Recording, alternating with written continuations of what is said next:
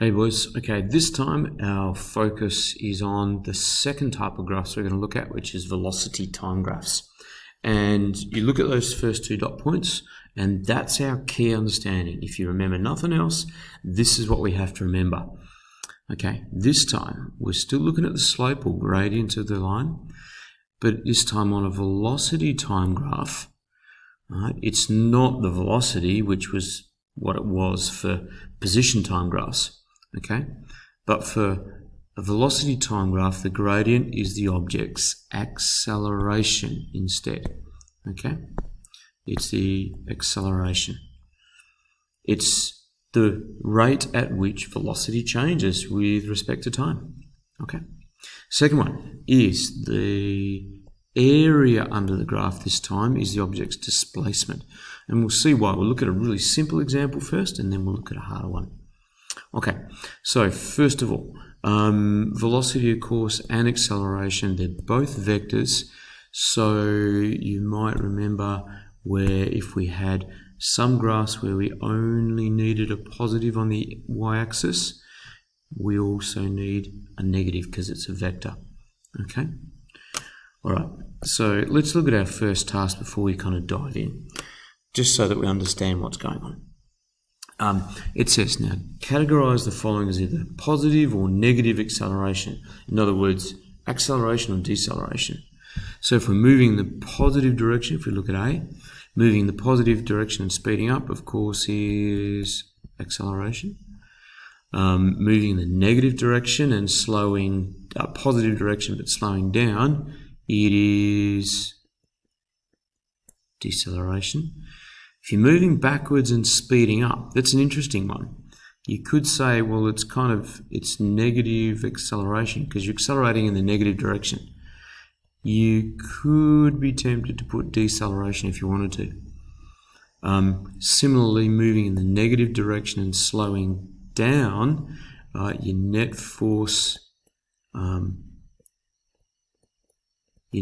is going to be backwards, also in the opposite direction to motion. So you could actually say acceleration there. So A and B are easy. C and D are hard. Concentrate on A and B first and understand what you need. Understand what is meant by acceleration and deceleration. Okay, we're going to look back now, and the graph that we've got here is the same graph that was the motion in our displacement time graphs. What's changed is instead of a displacement time graph, we've got a velocity time. So time's still on the x-axis, velocity this time is on the y-axis. Now, if you remember, we had the first 90 seconds, the velocity was 5 meters a second. It stood still for a while to zero velocity, then it was going faster, and then the person was going backwards for a wee bit, and then they stopped, and then they started accelerating. Okay? So when we look at this example here, what we can see is this section here from about 350 to about 510 seconds, there is when it's accelerating because the gradient is not zero. Here, the gradient is 0. There, the gradient 0. And in fact, there, the gradient 0 as well. So there's no acceleration. Okay. In the bit from about 100 to 150, there's no acceleration and there's no velocity either. They're stationary. So it's only in the first 90 seconds and the second section there that I just circled that, sure, they're moving with a certain velocity, but it's not changing. So there's no acceleration. Okay. All right. So let's have a look and let's fill in what we just said. Okay. All right. A horizontal line for the first was 5 meters per second for the first 90 seconds, and on a velocity time graph, the flat line or zero gradient, what does it mean? You should be able to tell me. It means, of course, a constant velocity. In other words, the acceleration is 0. Okay. Then from 90 to 150, which is that second section there, the 90 to 150. Okay, the athlete has stopped. Okay, the athlete's stopped. Let me double check. Yep, velocity is 0. Okay, it's the horizontal line at exactly 0 meters per second. All right. Then from 150 to 240, let's have a look at it. From 150 to 240, which is this section here that I've just circled. All right. They're going quite fast, about 6.7 or something meters a second. So it's running fast or running in the positive direction. In the positive direction again. Okay, and the gradient was higher than the previous one. And like it said, the gradient in this one was about 6.7 meters a second. So the velocity is about 6.7. Okay, the gradient was 0. Now from 300 to 350, 360, okay, got a horizontal line at 0, so they've stopped. Yeah, they're not going anywhere. They're not accelerating, neither are they moving. So then 360 to 510, which is that last bit, the athlete runs faster and faster. We should be able to get better than that. The athlete accelerates. Okay. So, on a distance time graph, if you've got acceleration, the line curves upwards, okay? But with a velocity time graph for acceleration, the line is straight and has a positive slope. And that slope is the acceleration. So there's our key understanding. For a straight line, slope line on a velocity time graph, it means acceleration. In other words, the slope is equal to the acceleration. Positive slope, positive acceleration. Yep. And negative slope, negative acceleration. So our slope is the acceleration on a velocity time graph. Yeah, we'll see that again and again and again. Now, the last point here is if I have a velocity time graph and I calculate the area under the graph, I will know how far the object has gone. Let's fill that out a little bit and see what I mean. If I've got a velocity time graph there, okay? If I've got a velocity time graph, I'll just go back and catch up with that. If I've got a velocity time graph, now I'm going to show two things. First of all, I'm going to get something moving with a constant velocity. I'll try and draw a straight line. Okay, it's moving with a constant velocity. Let's just say that that's horizontal. Okay, and let's say that its velocity is, I don't know, 10.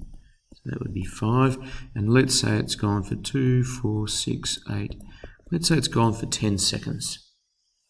Now, you'll know that our displacement, or S, is velocity times time. And in this case, it was going at 10 meters a second for 10 seconds, which was 100 meters. If we look at our graph now, and I'll zoom in a tiny bit, if we look at our graph,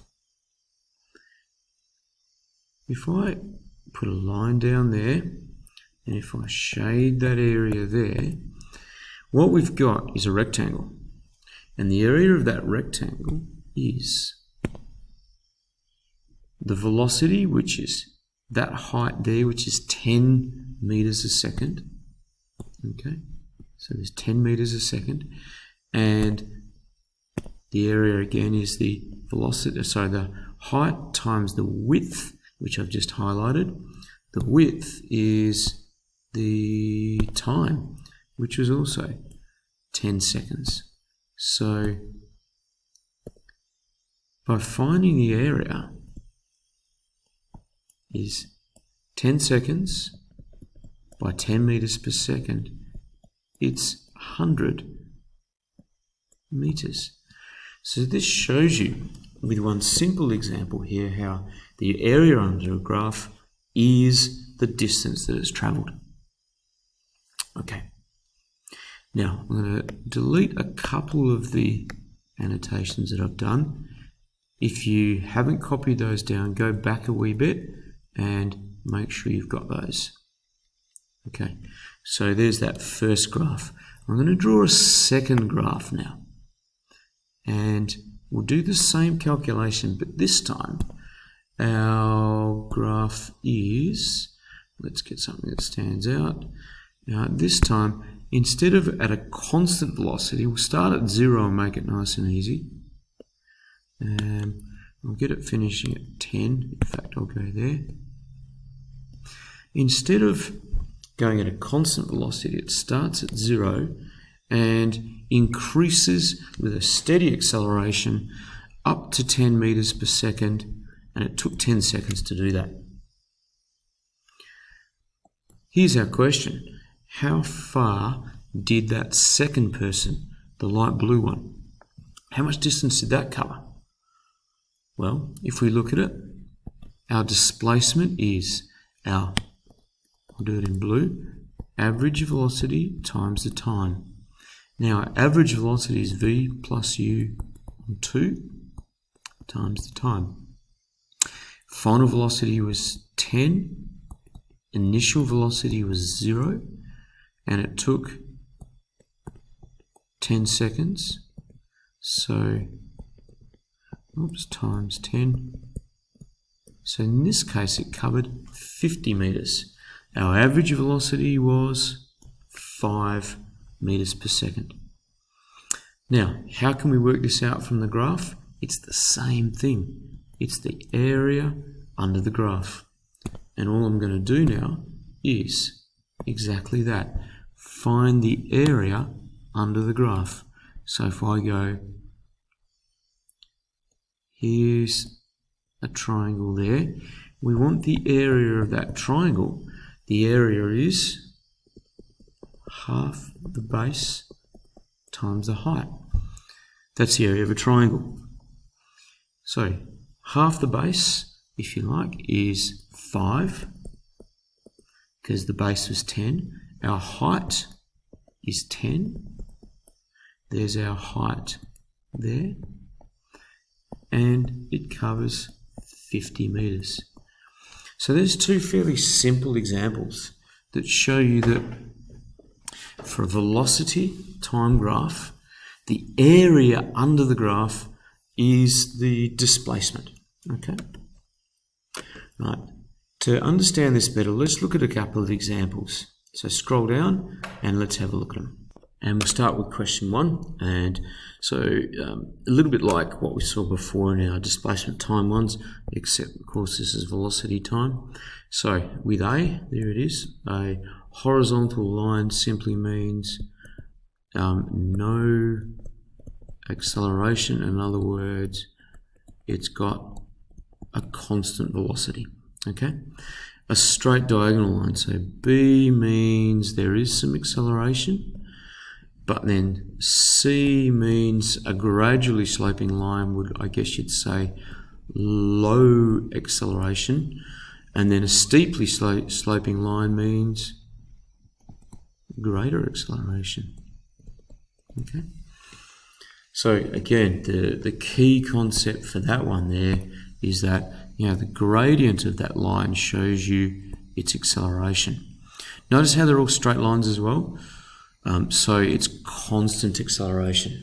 You won't get any lines like going like that in a velocity time graph, because that means that the acceleration is changing, and we don't deal with that until like year 12. Okay. All right, so let's go to question 2 and let's see how we go. with question 2 here, I reckon you guys should be able to do that one, and it's very similar to number 1. Now, so with question 3 now, we look at we go back and look at question 7, and that was back on page 6 of our notes, and it had a constant velocity of 20 meters per second, and it was for 10 seconds. Okay, so I'll do it super quick. I'm just going to guess that, let's say it's 20 is there, let's say 10 is there, 5 is going to be about there, and so our graph is going to look something like this. Like I said, I'm just doing it super quick just for the sake of speed, so you don't have to watch me do something there. So there it is for 10 seconds. Assume that that's a flat line. There's velocity in meters per second on the y-axis and time in seconds on the x-axis. Now the question is, calculate the area under the line for the first 5 seconds. Just like we showed in that other example before, we will have, okay, we want the area under the line here for the first 5 seconds. So in that area, there is, well, it's base times the height, or length times width. The base was 5 seconds, and it was going at a constant 20 meters per second. So in the first 5 meters, it's travelled, 5 seconds, it's travelled 100 meters. And it says, what does this tell you about the car's displacement? That it's travelled 100 meters. Consequently, obviously, if it keeps going for 10 seconds, it will have travelled 200 meters. Okay, so that one's relatively straightforward, guys. Now, if we look at, consequently, you should be able to go it should be able to do question 4, because question 4 has simply got it accelerating. You can see how the velocity is increasing steadily with time, but now it gets to a maximum velocity at 80 seconds and then quickly decelerates to 0. So if I sketch that graph for you rather than actually drawing it, okay, what we should find is it's going to look something like that, okay, without putting everything else on there. It should look something like that. And it says, calculate the acceleration for the first 80 seconds. So that would be at that point there. So part B, part 1, you'd find that area under the graph, which was half base times the height, and then part B is the last 40 seconds is the area of that other triangle there, guys. Okay, and then lastly, the average speed for the car is, of course, the average speed is the distance it's travelled over the time it took. So you want the total area, okay, the total area of time. So the total area of the two triangles. So your answer for part 1 plus your answer for part 2 divided by 120 seconds. Okay, all right. The rest of them shouldn't be too bad. I'm not going to give you every single one of them. We will go through a couple of these next ones. If I, for example, do 8, 9 and 10, you've got to sort of sketch what it's going to look like. So if we draw a velocity time graph, for each of these, velocity time graph for each of these, and what I'm going to do is read it and then give an approximation for what it might look like. So it says an elephant picks up a clown who's not moving and throws him across the ring at high speed. So he's become a projectile, the poor old clown. So he's obviously going to start at 0, picks him up and throws him across the room. Okay, and this would be the velocity, I guess, in the vertical direction. as he goes up and then down again and hits the ground. And he's going to finish with 0 velocity. Okay. In fact, probably what it's actually going to be, my apologies, it's going to be like that. And it's going to be symmetrical as well. The gradient of that line is always going to be 9.8 meters per second squared. And actually with question 9, my apologies guys, it's actually not going to be right at all. You're going to have a velocity time graph. It's actually going to look like this. So rub out what I just told you, and if there's a velocity time graph, okay, when the clown first gets thrown in the air, it's his fastest he's going to go, and he's going to get up to the top of his peak where he'll turn around and then come down again and hit the ground. So he's been thrown up in the air, and there's the top of the flight, but the gradient is all obviously going to be gravity because he's falling with gravity. Apologies for that one. Okay, last one, number 10. Coach makes the team members run back and forth between 2 lines 3 times. Now, it depends upon which way you interpret it. If they go fast and then turn around, then the graph might look something like that 3 times. But realistically, probably a better approximation is going to be something like this, where they start off fast, slow down, turn around, slow down, turn around, get faster, slow down, turn around, and it's going to be like a sine wave instead. So depending upon how you interpret that, you could do it any of those ways. All right, your job now is to finish off the rest of those, and we'll catch up, and you can post any questions or queries that you have. Okay. All right, thanks guys.